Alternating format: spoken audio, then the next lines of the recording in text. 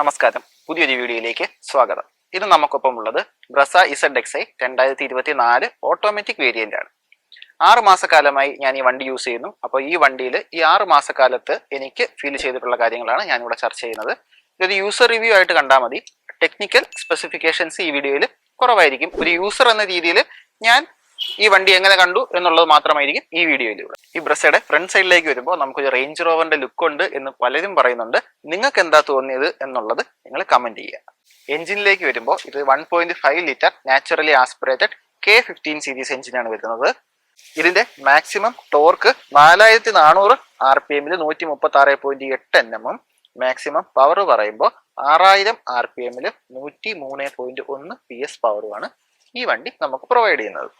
Front സൈഡിലേക്ക് നോക്കുമ്പോൾ വിശാലമായിട്ടുള്ളൊരു bonnet നമുക്ക് കാണാം. ഈ ബോണറ്റിൽ ഒരുപാട് മസ്കുലർ ബൾജസ് ഉണ്ട്. ഒരു SUV ലുക്ക് കൊടുക്കാനായിട്ട് ഒരുപാട് സഹായിക്കുന്നുണ്ട് ഈ ബൾജസ്. ശേഷം നമുക്ക് 2 ക്രോം ഫിനിഷ് ഉണ്ട്. നടുക്കായിട്ട് സുസുക്കിയുടെ ഒരു ക്രോം ഫിനിഷിലുള്ള ലോഗോയും ഉണ്ട്. ഒരുപാട് എയർ ഇൻടേക്കുകൾ ഫ്രണ്ട് സൈഡിൽ നമുക്ക് കാണാം. തൊട്ട് താഴെയായിട്ട് പ്ലാസ്റ്റിക് ബമ്പറാണ്. അത്യാവശ്യം കുഴപ്പമില്ലാത്ത ക്വാളിറ്റിയാണ്. നമ്മൾ സൈഡിൽ ഇനി കാണും ഈ ഒരു ക്ലാഡിങ് സൈഡ് ഫുള്ളായിട്ട് കവർ ചെയ്ത് വരുന്നുണ്ട്. ഏറ്റവും താഴെയായിട്ട് സിൽവർ ഫിനിഷിംഗ് ഉണ്ട്. അതിന് താഴെ നമ്മൾ ആക്സസറീസിന്റെ കൂട്ടത്തിൽ വാങ്ങി വെച്ചിട്ടുള്ള സ്കിഡ് പ്ലേറ്റ് ഉണ്ട്. അടുത്തതായി നമ്മൾ ഹെഡ്ലൈറ്റ് പ്രൊജക്റ്റഡ് LED ഹെഡ്ലൈറ്റ് ആണ്. വൈറ്റ് കളറാണ് LED. ഹാലജന്റെ അത്രയും ഒരു പവർഫുൾ ആണോ എന്ന് ചോദിച്ചു കഴിഞ്ഞാൽ എനിക്ക് പേഴ്സണലി ഹാലജൻ ആണ് കുറച്ചുകൂടി ഇഷ്ടം. താഴെ ഇത് ഈ ഫോഗ് ലൈറ്റ് നമ്മൾ ആക്സസറീസിന്റെ കൂട്ടത്തിൽ വാങ്ങി വെച്ചതാണ്. ഈ സൈഡിലേക്ക് വരുമ്പോൾ നമുക്ക് ഈ ബ്ലാക്ക് ക്ലാഡിങ് ഇത് വണ്ടിയുടെ എല്ലാ സൈഡിലേക്കും പോയിട്ടുണ്ട്. നമ്മൾ ഫ്രണ്ടിൽ കണ്ടല്ലോ ബമ്പറിന്റെ അവിടെ നിന്ന് വരുന്ന ആ ക്ലാഡിങ് തന്നെയാണ്. അതിനുശേഷം നമുക്ക് കാണാൻ പറ്റുന്നത് ഈ 16 ഇഞ്ച് അലോയ് വീലാണ്. ഇത് പെയിന്റഡ് അലോയ് ആണ്. ZXi പ്ലസ് മോഡൽ, അതായത് തൊട്ടടുത്ത മോഡൽ വരുമ്പോൾ അത് ഡയമണ്ട് കട്ട് അലോയിലേക്ക് മാറും. നെക്സ്റ്റ് നമുക്ക് ഈ സൈഡ് വ്യൂ മിറേഴ്സ് ആണ്. ഈ സൈഡ് വ്യൂ മിറേഴ്സ് ക്ലോസ് ചെയ്യാനുള്ള ബട്ടൺ ആയിട്ടാണ് അകത്ത് കൊടുത്തേക്കുന്നത്. ഇതിന്റെ അടുത്ത മോഡലിലേക്ക് വരുമ്പോൾ റിമോട്ടിൽ തന്നെയാണ് അത് ക്ലോസ് ചെയ്യാനുള്ള. റിമോട്ട് ലോക്ക് ആക്കുമ്പോൾ ആ സൈഡ് വ്യൂ മിറേഴ്സും ക്ലോസ് ചെയ്യുന്ന രീതിയിലാണ് കമ്പനി കൊടുത്തിരുന്നത്. പക്ഷേ ഇതിന് അത് കൊടുത്തിട്ടില്ല. ഈ സൈഡ് വ്യൂ മിറേഴ്സിൽ തന്നെയാണ് ഇൻഡിക്കേറ്റേഴ്സും വരുന്നത്. തൊട്ട് താഴെയായിട്ട് നമ്മൾ ഈ കാണുന്ന സൈഡ് സ്റ്റെപ്പ് നമ്മൾ ആക്സസറീസിന്റെ കൂട്ടത്തിൽ വാങ്ങി വെച്ചതാണ്. നിങ്ങൾക്ക് ഏതൊക്കെ ആക്സസറീസിന്റെ പ്രൈസ് ആണോ അറിയേണ്ടത് അത് കമന്റ് ചെയ്താൽ മതി. ബാക്കി നമുക്ക് കമന്റിൽ പറയാം. ഇവിടേക്ക് വരുമ്പോൾ ഒരു ഡോർ ഹാൻഡിൽ ഉണ്ട്. ഡോർ ഹാൻഡിൽ ബോഡി കളേർഡ് ആണ്. ഡോർ ഹാൻഡിൽ തന്നെ കീലെസ് എൻട്രിയുടെ സ്വിച്ചും കാണാം. തൊട്ട് മേളിലായിട്ട് കാണപ്പെടുന്ന ഈ വൈസർ, വിൻഡോ വൈസർ നമ്മൾ ആക്സസറീസിന്റെ കൂട്ടത്തിൽ വാങ്ങി വെച്ചതാണ്. ഏറ്റവും മേളിലായിട്ട് നമുക്ക് റൂഫ് റെയിൽ കാണാം. അത്യാവശ്യം നല്ല സ്ട്രോങ് ആയിട്ടുള്ള 2 റൂഫ് റെയിൽസ് ആണ് കൊടുത്തേക്കുന്നത്. നമ്മൾ ബ്രസയുടെ ബാക്ക് സൈഡിലേക്ക് വരുമ്പോൾ ഫ്രണ്ട് സൈഡിനെ കാട്ടിയും കുറച്ചുകൂടെ മനോഹരം ഈ ബാക്ക് സൈഡ് തന്നെയാണ്.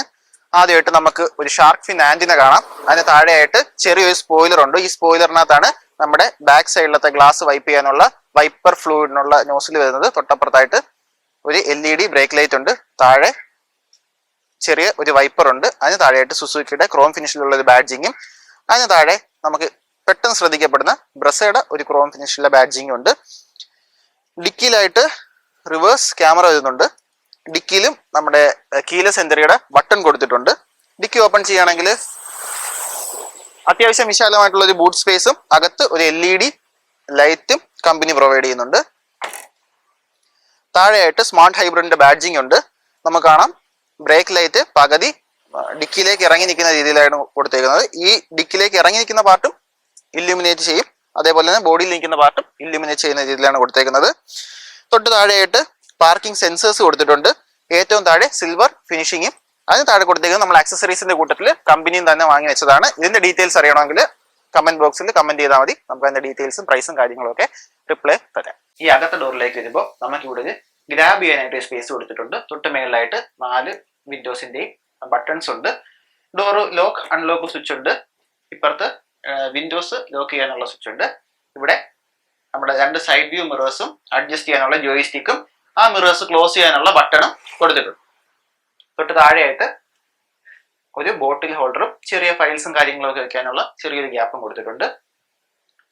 തൊട്ട് സൈഡിലായിട്ട് ഒരു സ്പീക്കർ മീൻസ് 2 സൈഡിലും സ്പീക്കറും കമ്പനി കൊടുത്തിട്ടുണ്ട്. അടുത്തതായിട്ട് നമുക്ക് ഒരു ഡി കട്ട് സ്റ്റിയറിംഗ് വീലാണ്. നടുക്ക് സുസുക്കിയുടെ ലോഗോ ഉണ്ട്. സുസുക്കിയുടെ ലോഗോയ്ക്ക് ചുറ്റുമായിട്ട് ഒരു ക്രോം ഫിനിഷ് ഉണ്ട്. ക്രൂസ് കൺട്രോൾ സെറ്റ് ചെയ്യാനുള്ള കാര്യങ്ങളുണ്ട്. പിന്നെ ഓട്ടോമാറ്റിക് വേരിയന്റ് ആയതുകൊണ്ട് തന്നെ പാഡിൽ ഷിഫ്റ്റേഴ്സും വരുന്നുണ്ട്. റൈറ്റ് സൈഡിലായിട്ട് ഹെഡ്ലൈറ്റിന്റെ സ്വിച്ച് ഉണ്ട്. ലെഫ്റ്റ് സൈഡിലായിട്ട് ഫ്രണ്ടിലെ വൈപ്പറും ബാക്കിലെ വൈപ്പറും കൺട്രോൾ ചെയ്യാനുള്ള സ്വിച്ചസും ഉണ്ട്. പിന്നെ ഫോൺ കൺട്രോൾസ് എല്ലാം സ്റ്റിയറിംഗിൽ തന്നെ കൊടുത്തിട്ടുണ്ട്. അത്യാവശ്യം നമുക്ക് ഓടിച്ചുകൊണ്ടിരിക്കുമ്പോൾ തന്നെ കൈ എത്തുന്ന രീതിയിൽ തന്നെയാണ് ഇത് കൊടുത്തേക്കുന്നത്. ട്രാക്ഷൻ ഓൺ ഓഫ് സ്വിച്ച് ഉണ്ട്. തൊട്ട് താഴെയായിട്ട് നമ്മൾ ആക്സസറീസിന്റെ കൂട്ടത്തിൽ വാങ്ങി വെച്ച ഫോഗ് ലാമ്പിന്റെ സ്വിച്ച് ഉണ്ട്. സൈഡിലായിട്ട് engine auto on off switch ആണ്.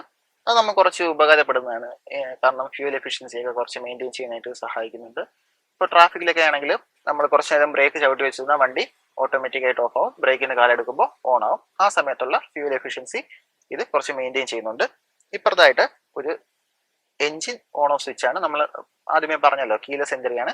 അപ്പോൾ കീ ഇല്ല, എൻജിൻ ഓൺ ഓഫ് സ്വിച്ച് ആണ്. ആ സ്വിച്ചിന് ചുറ്റുമായിട്ട് ഒരു ക്രോം റിംഗും കൊടുത്തിട്ടുണ്ട്. മീറ്ററിലേക്ക് വരുമ്പോൾ നമുക്ക് രണ്ട് സൈഡിലും അനലോഗ് മീറ്ററും സ്പീഡോ മീറ്റർ ഒക്കെ അനലോഗ് ആണ്. നടുക്കൊരു ചെറിയ MID ഉണ്ട്. MIDക്കകത്ത് അത്യാവശ്യം നമുക്ക് വേണ്ടുന്ന ഇൻഫർമേഷൻസ് എല്ലാം ട്രിപ്പ് സെറ്റ് ചെയ്യാനും എല്ലാം MIDക്കകത്തുണ്ട്. അടുത്തതായിട്ട് നമുക്ക് ഒരു 7 ഇഞ്ച് ഇൻഫോർടൈൻമെന്റ് സിസ്റ്റം ആണ് വരുന്നത്. അത്യാവശ്യം ക്വാളിറ്റി ഒക്കെ ഉണ്ട്. ടച്ച് റെസ്പോൺസും വലിയ കുഴപ്പമൊന്നുമില്ല. നമ്മൾ പറഞ്ഞല്ലോ 7 ഇഞ്ചാണ്. സ്മാർട്ട് പ്ലേ പ്രോ ആണ്. ഇതിന്റെ അടുത്ത മോഡലായിട്ടുള്ള ZXi പ്ലസിലേക്ക് വരുമ്പോൾ സ്മാർട്ട് പ്ലേ പ്രോ പ്ലസ് ആണ് വരുന്നത്. അതിനകത്ത് സുസുക്കി കണക്റ്റിംഗ് കാര്യങ്ങളൊക്കെ ഉണ്ട്. പക്ഷേ ZXi ആയതുകൊണ്ട് തന്നെ ഇതിനകത്ത് കണക്ടിവിറ്റി ഫീച്ചേഴ്സ് സുസുക്കി കണക്ട് ഒഴിച്ച് ബാക്കിയുള്ളതെല്ലാം ഉണ്ട്. സൗണ്ട് ക്വാളിറ്റി വലിയ പ്രശ്നമില്ല. 4 സ്പീക്കേഴ്സ് ആണ് 4 ഡോറിലായിട്ട് വരുന്നത്. തൊട്ട് മേളിലായിട്ട് നമുക്ക് റിയർ വ്യൂ മിറർ ഉണ്ട്. ഇത് മാനുവൽ ഡിം ചെയ്യണം, ഓട്ടോമാറ്റിക് ഡിമ്മിങ് അല്ല. ഇതിന്റെ അടുത്ത മോഡലിൽ ഓട്ടോമാറ്റിക് ഡിമ്മിങ് ആണ് വരുന്നത്. തൊട്ട് മേളിലായിട്ട് നമുക്കൊരു സൺ ഗ്ലാസ് ഹോൾഡർ കാണാം. അതിന് തൊട്ട് മേളിൽ 2 ഹാലജൻ റീഡിംഗ് ലൈറ്റ് ഉണ്ട്. മാത്രമല്ല സൺ റൂഫ് ഓപ്പൺ ചെയ്യുന്നുള്ള ബട്ടണും കമ്പനി പ്രൊവൈഡ് ചെയ്യുന്നു. തൊട്ട് താഴെയായിട്ട് 2 AC വെന്റുകളും നടുക്ക് പാർക്കിങ്ങിനായിട്ടുള്ള ഒരു ബട്ടണും ഉണ്ട്. തൊട്ട് താഴെയായിട്ട് ഓട്ടോമാറ്റിക് ക്ലൈമറ്റ് കൺട്രോളിന്റെ ബട്ടൺസും കാര്യങ്ങളും ഒക്കെ ഉണ്ട്. ഇത് പുതിയ ബ്രസയിലേക്ക് വരുമ്പോഴത്തേക്കും ഈ ടൈപ്പ് ബട്ടണാണ് വരുന്നത്. പണ്ടത്തെ കണക്ക് നോബല്ല. സ്വിച്ചസും എല്ലാം അത്യാവശ്യം ക്വാളിറ്റി ഉള്ള സ്വിച്ചുകളാണ്. ഏറ്റവും താഴെയായിട്ട് ഒരു 12 വോൾട്ടിന്റെ ചാർജിങ് സോക്കറ്റും റൈറ്റ് സൈഡിലായിട്ട് ഒരു USB പോർട്ടും ഉണ്ട്. നടുക്ക് നമ്മൾ പറഞ്ഞു ഓട്ടോമാറ്റിക് ആണ്. ഓട്ടോമാറ്റിക്കിന്റെ ഗിയർ ലിവർ ഉണ്ട്. ഈ ഗിയർ ലിവറിന്റെ പോരായ്മ എനിക്ക് തോന്നിയത് ഏത് ഗിയറിനകത്താണ് വണ്ടി നിലവിലുള്ളത് എന്നുള്ളത് ആ സൈഡിലെ ലെറ്റേഴ്സ് എന്തെങ്കിലും ഇല്യൂമിനേഷനോ അല്ലെങ്കിൽ വേറെ എന്തെങ്കിലും LED ഉണ്ടായിരുന്നെങ്കിൽ നമുക്ക് കുറച്ചുകൂടെ ഹെൽപ്ഫുൾ ആയതിന്. ഇത് പക്ഷേ ഒന്നുമില്ല. എപ്പോഴും എല്ലാ LED കത്തി കിടക്കുകയാണ്. അതുകൊണ്ട് തന്നെ ഏത് ഗിയറിലാണെന്ന് അറിയാനായിട്ട് നമുക്ക് ഒന്നുകിൽ മീറ്ററിൽ നോക്കണം, അല്ലെങ്കിൽ ഓടിച്ച് ശീലമുള്ളവർക്ക് കുഴപ്പമില്ല. പിന്നെ കീയിലേക്ക് വരുമ്പോൾ നമ്മൾ പണ്ടോട്ടേ കണ്ടുവന്നിട്ടുള്ള മാരുതിയുടെ സ്ഥിരം കീ തന്നെയാണ്. 2 ബട്ടൺ മാത്രം, ലോക്ക് അൺലോക്ക് ബട്ടൺ മാത്രം. ബാക്ക് സൈഡിലായിട്ട് മാരുതിയുടെ സുസുക്കിയുടെ ഒരു ചിഹ്നമുണ്ട്. കുറച്ച് ബോട്ടിൽ ഹോൾഡറുകളും കാര്യങ്ങളും ഒക്കെ വരുന്നുണ്ട്. ഹാൻഡ് ബ്രേക്ക് എല്ലാ വണ്ടിയിലെയും പോലെ തന്നെ മാനുവലാണ്. നമ്മൾ ഈ കാണുന്ന ആംറസ്റ്റ് നമ്മൾ ആക്സസറീസിന്റെ കൂട്ടത്തിൽ വാങ്ങി വെച്ചതാണ്. ഇതിനകത്ത് നോർമലായിട്ട് ഈ ആംറസ്റ്റ് വരുന്നില്ല. ഇന്റീരിയർ നമുക്ക് കയറുമ്പോൾ തന്നെ കുറച്ച് സ്പേഷ്യസ് ആയിട്ടൊക്കെ ഫീൽ ചെയ്യുന്നുണ്ട്. അത്യാവശ്യം കാലൊക്കെ നീട്ടി വെച്ച് എണീറ്റിക്കാം. പിന്നെ ഡിസൈനിനെ കുറിച്ച് വരുമ്പോഴത്തേക്കും ഒരു ബ്ലാക്ക് കളറാണ് ഇതിനകത്ത് മെയിൻ ആയിട്ട് നിൽക്കുന്നതെങ്കിലും ബ്ലാക്കും സിൽവറും ബ്രൗണിന്റെയും കൂടെ ഒരു മിക്സ് ആണ് കാണാൻ പറ്റുന്നത്. ഈ ബ്രൗൺ ഫിനിഷിന് ചുറ്റുമായിട്ട് സിൽവർ കളറ് പ്ലാസ്റ്റിക് എല്ലാ സൈഡിലേക്കും പോയിട്ടുണ്ട്. നമ്മൾ നേരത്തെ AC വെന്റൊക്കെ കാണിച്ചപ്പോൾ പറഞ്ഞല്ലോ, അവിടെയുണ്ട് ഈ സിൽവർ ഫിനിഷ്. പിന്നെ നമ്മൾ ഈ കാണുന്ന സീറ്റ് കവേഴ്സ് നമ്മൾ പുറത്തുനിന്ന് ചെയ്തതാണ്. ആക്സസറീസിന്റെ കൂട്ടത്തിൽ പുറത്തുനിന്ന് ചെയ്തതാണ്. കമ്പനി ഫിറ്റഡ് വരുന്നത് ഒരു ക്ലോത്ത് മെറ്റീരിയൽ ആണ് വരുന്നത്. ഇത് ലെതർ ആണ്.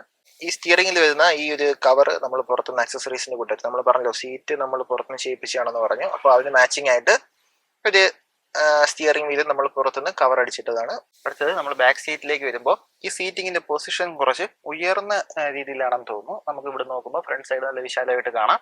അത്യാവശ്യം നല്ല ഹെഡ് സ്പേസ് ഉണ്ട്. സൺറൂഫിന്റെ ആ ഒരു ഗ്ലാസ് വരുന്ന ഏരിയ കുറച്ച് അതുവരെ കുറച്ച് താഴ്ന്നു നിൽപ്പുണ്ടെങ്കിലും നമ്മൾ ഇരിക്കുന്ന സ്ഥലം അത്യാവശ്യം ഹെഡ് സ്പേസ് ഉണ്ട്. 3 പേർക്ക് വിശാലമായിട്ട് ഇരിക്കാൻ പറ്റുന്ന രീതിയിൽ തന്നെയാണ് ഈ ബാക്ക് സൈഡ് കൊടുത്തേക്കുന്നത്. നടുക്കായിട്ട് ഒരു ആംറസ്റ്റ് കൊടുത്തിട്ടുണ്ട്. ZXi മോഡൽ ആയതുകൊണ്ട് തന്നെയാണ് ഈ ആംറസ്റ്റ് കൊടുത്തിട്ടുള്ളത്. ആംറസ്റ്റിൽ 2 കപ്പ് ഹോൾഡറുകളും കമ്പനി പ്രൊവൈഡ് ചെയ്യുന്നുണ്ട്. ലെഗ് റൂമിനെ കുറിച്ച് ചോദിച്ചു കഴിഞ്ഞാൽ ഈ ഫ്രണ്ടിലത്തെ സീറ്റ് മാക്സിമം ബാക്കിലേക്കാണ് ഇട്ടേക്കുന്നത്. എനിക്ക് 172 സെന്റിമീറ്റർ ഹൈറ്റ് ഉണ്ട്. എനിക്ക് വലിയ പ്രശ്നമില്ലാതെ ഇരിക്കാൻ പറ്റുന്നുണ്ട്. എന്നാലും കാല് ഒരുപാട് അങ്ങ് നീട്ടി വയ്ക്കാൻ പറ്റില്ല, കുഴപ്പമില്ലാതെ ഇരിക്കും. ബാക്കിൽ നമുക്ക് ചാരി ഇരിക്കാനായിട്ട് 2 ഹെഡ് റെസ്റ്റുകൾ കൊടുത്തിട്ടുണ്ട്. പിന്നെ താഴത്തെ മോഡലുകളിൽ ഈ ഹെഡ് റെസ്റ്റുകൾ ഇല്ല. ZXi മോഡലിലാണ് ഈ അഡ്ജസ്റ്റബിൾ ഹെഡ് റെസ്റ്റുകൾ ഉള്ളത്. പിന്നെ ബാക്ക് സീറ്റിലെ പാസഞ്ചേഴ്സിന് കംഫർട്ടിന് വേണ്ടിയിട്ട് AC വെന്റുകളുണ്ട്. ഇത് ഞാൻ പറഞ്ഞല്ലോ, ഇത് നമ്മൾ ആക്സസറീസിന്റെ കൂട്ടത്തിൽ വാങ്ങി വെച്ച ആംറസ്റ്റ് ആണ്, ഫ്രണ്ടിലത്തെ ആംറസ്റ്റ്. അപ്പോൾ ഇത് നോർമലി ഈ കമ്പനിയിൽ വരുന്നത് ഈ ചാർജർ അല്ല. ഈ ചാർജർ നമ്മൾ ആക്സസറീസിന്റെ കൂട്ടത്തിൽ ഈ USB ചാർജർ ആക്സസറീസിന്റെ കൂട്ടത്തിൽ വെച്ചതാണ്. ഇത് ZXi ഓട്ടോമാറ്റിക് മോഡലാണ്. ഇതിന്റെ ഓൺ റോഡ് ഏകദേശം 15 ലക്ഷം രൂപ അടുപ്പിച്ച് വരുന്നുണ്ട്. പിന്നെ ആക്സസറീസും എല്ലാം കൂടെ ആകുമ്പോൾ ഏകദേശം 15,50,000 അടുപ്പിച്ച് നമുക്ക് കോസ്റ്റ് ആയിട്ടുണ്ട്. ഇനി ഡെയിലി യൂസിലേക്ക് വരുമ്പോൾ ഒരു ആവറേജ് 14 കിലോമീറ്റർ ഒക്കെയാണ് നമ്മുടെ ഈ ലോക്കൽ, അതായത് ഈ ഹൈവേ എല്ലാം കൂടെ കൂട്ടി, ഹൈവേ ട്രാഫിക് എല്ലാം കൂടെ കൂട്ടുമ്പോൾ ഒരു 14 കിലോമീറ്റർ 15 കിലോമീറ്റർ ഒക്കെ മൈലേജ് മീറ്ററിൽ കാണുന്നുണ്ട്. ഇനി ഹൈവേ മാത്രം പോകുന്ന സമയങ്ങളിൽ എനിക്ക് 19 കിലോമീറ്റർ വരെ മീറ്ററിൽ എഴുതി കാണിച്ചിട്ടുണ്ട്. ഇത്രയും കിട്ടുന്നുണ്ടോ എന്ന് എനിക്ക് ഉറപ്പില്ല, എന്നാലും മീറ്ററിൽ ഇത്രയും മൈലേജ് കാണിക്കുന്നുണ്ട്. പിന്നെ ലോങ് റൈഡ് ഒന്നും അധികം പോയിട്ടില്ല. വൺ സൈഡ് ഏകദേശം 150 കിലോമീറ്റർ വരെ പോയിട്ടുണ്ട് വൺ സൈഡ്.